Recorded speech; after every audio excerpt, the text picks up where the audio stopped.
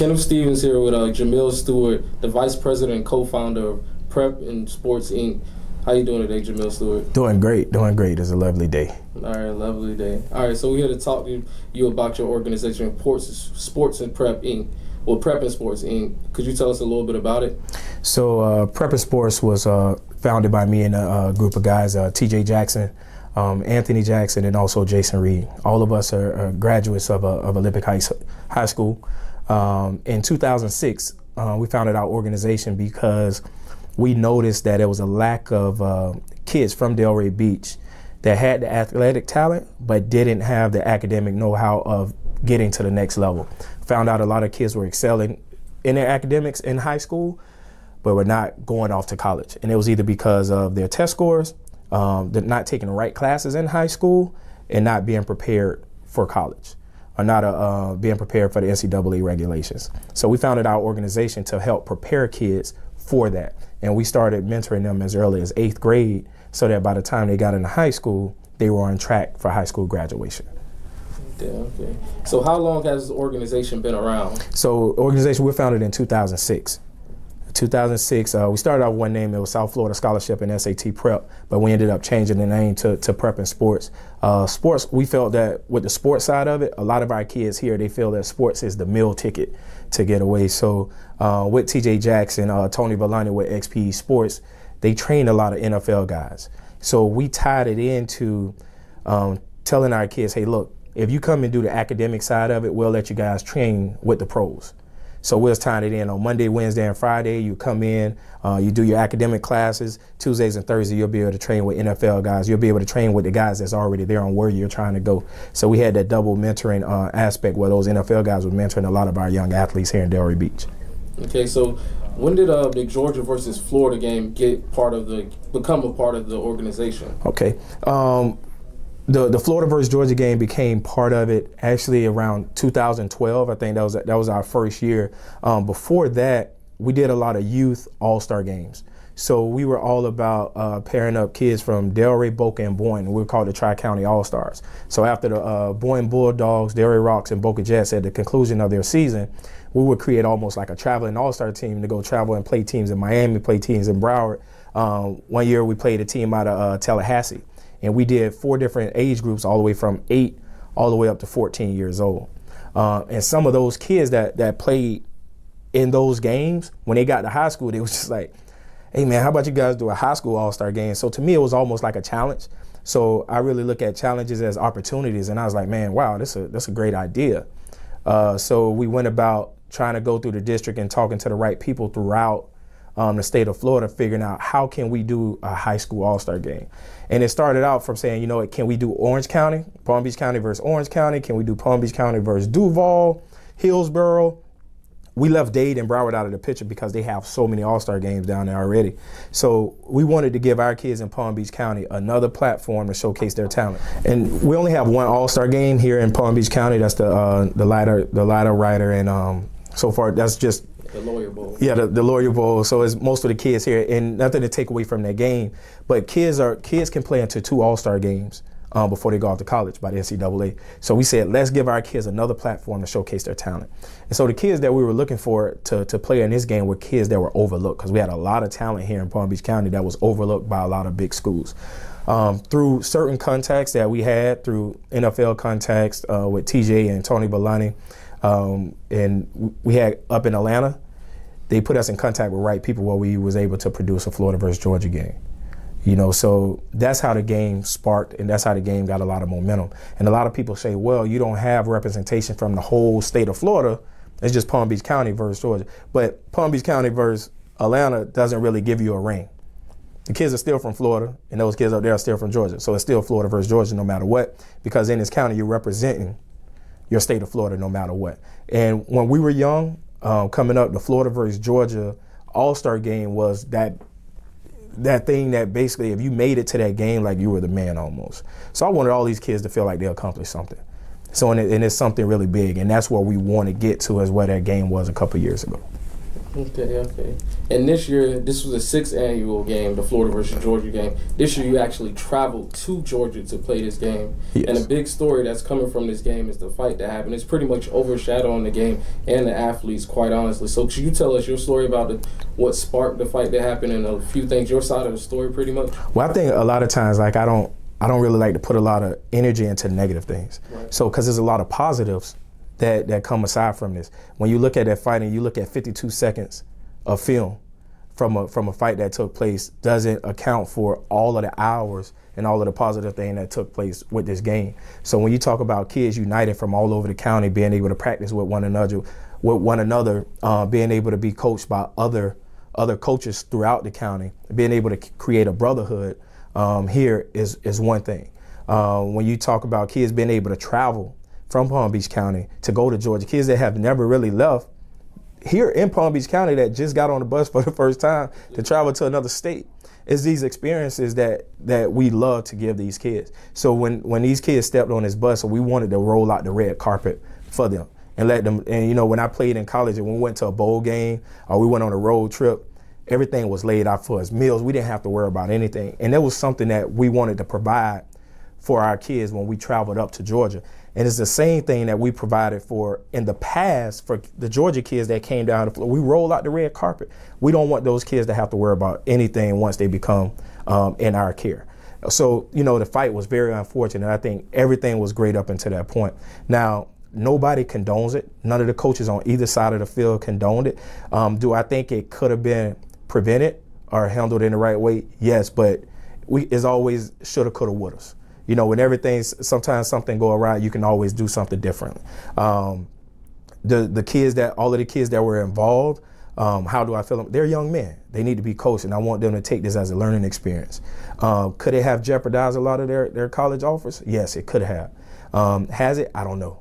You know, we don't know. I know a lot of coaches have called and asked for the film, and they really are interested in looking to some kids. I know some kids are receiving scholarships and have been looked at from some film from practices as well. In regards to that fight, the two things that happened, and the one quote that I told the young man from both teams in the locker room is that you're never judged by what happens to you.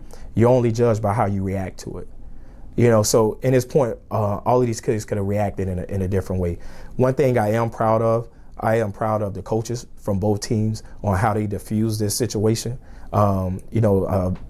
Very quickly, it could have got out of hand.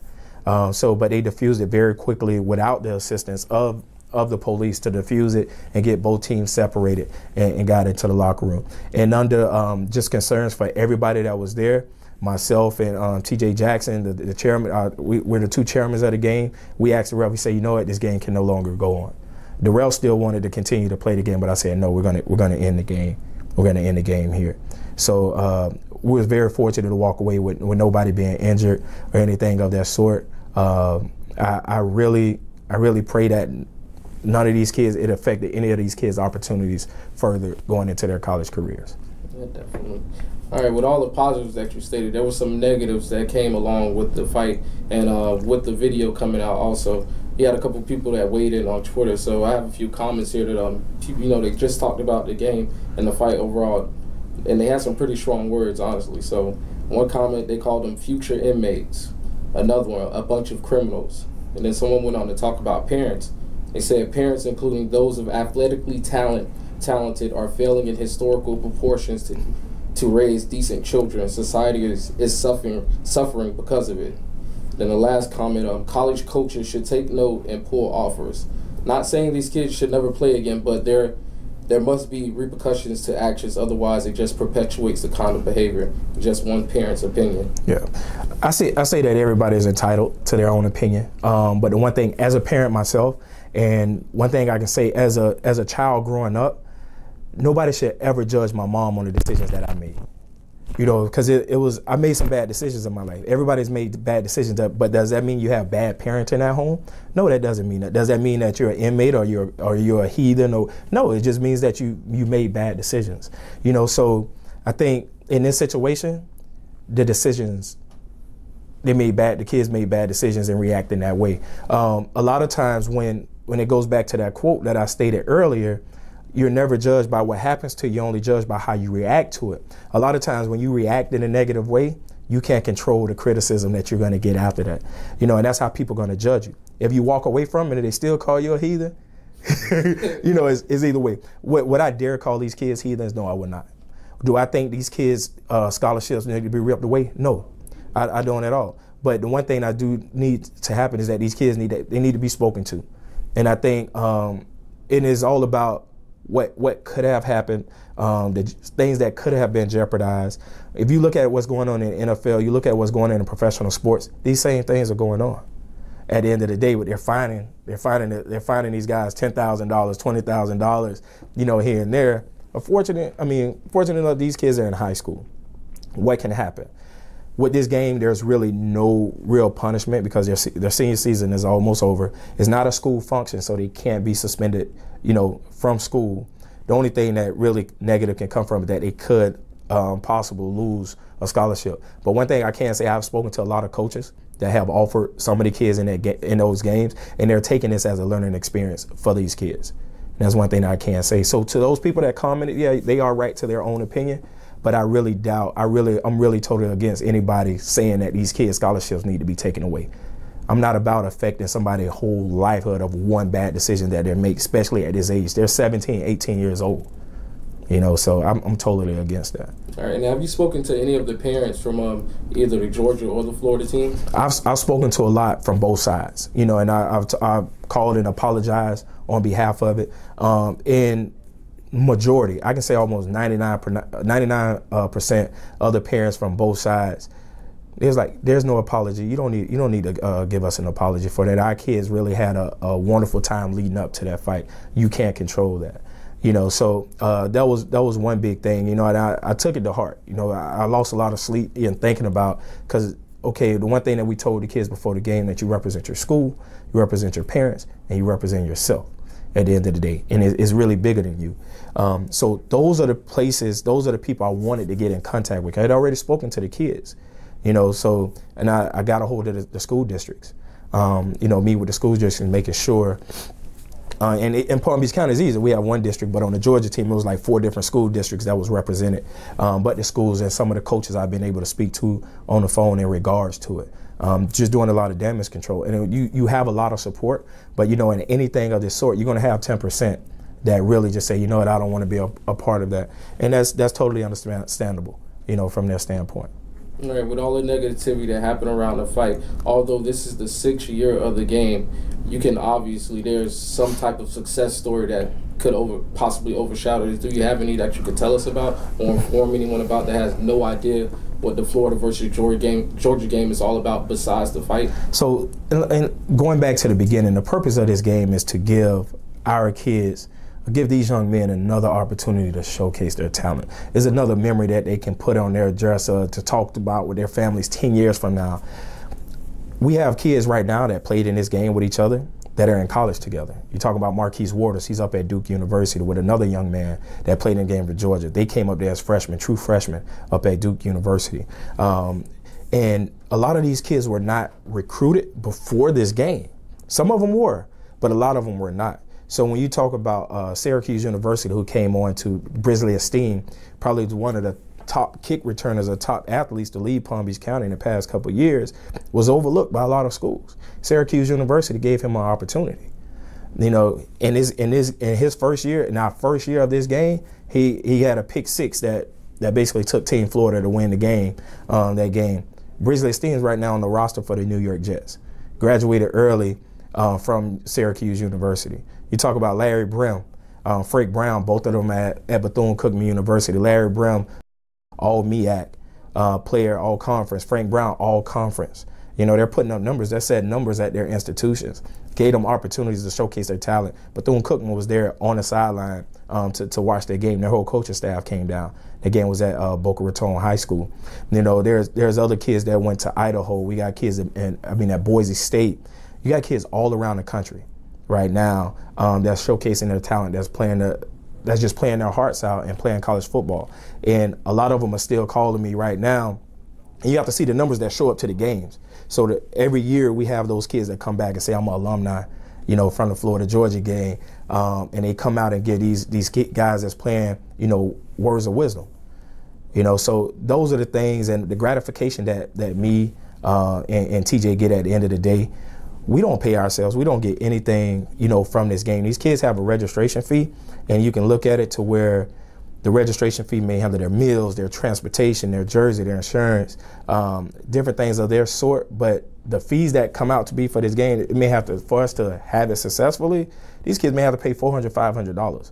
But we're not trying to hit anybody across the head for money. It's not a money maker for us. It's about providing our kids opportunities at the end of the day. Yeah, putting the kids on a different platform. Exactly. All right, and with this success story, do you have any last words or any shout-outs that you want to give to anyone? I mean, I just want to give a shout-out to, you know, my family. You know, big time. It's just like to run an event and you have your family all come together to help out and volunteer to make sure everything runs smoothly. I can say operationally, we haven't had any hiccups. Because in family, they take a lot of pride into making sure everything get off the ground. So from the first year to this year, I mean, averaging, you know, 2,000 to 3,000 people coming out to the games. This year was short in numbers. This was our first year trying it up in Georgia, but when it's been down here, averaging 2,000 to 3,000 people, it's been phenomenal. And then being able to control that from the parking, just all of the behind the scenes stuff, man. The family has been phenomenal with that help. You know, so Atlantic High School with the principal, I mean, other coaches throughout the district, Coach King from Oxbridge. Our goal is to try to have all of the schools in the county have an opportunity to participate in this game. You know, so any coaches that's out there that want to participate and coach, every year we want to give different people opportunities, man. Give us a call, give me an email. If I don't know that you're interested, it's really hard for me to reach out. So send us an email, admin@floridaversegeorgia.com. You know, send us an email, let us know you're interested, we'll talk to you. We just want all participation throughout Palm Beach County going forward. All right. Well, thank you for letting us interview you. And that's pretty much about it. No problem, man. I want to give a shout out to New Era. You guys have been part of this from the start of our game, just helping us get the word out about this game. So I really pride you guys on y'all professionalism and the way that y'all report and really put these kids on a different level and giving them some exposure. So that's big. We appreciate it. No problem.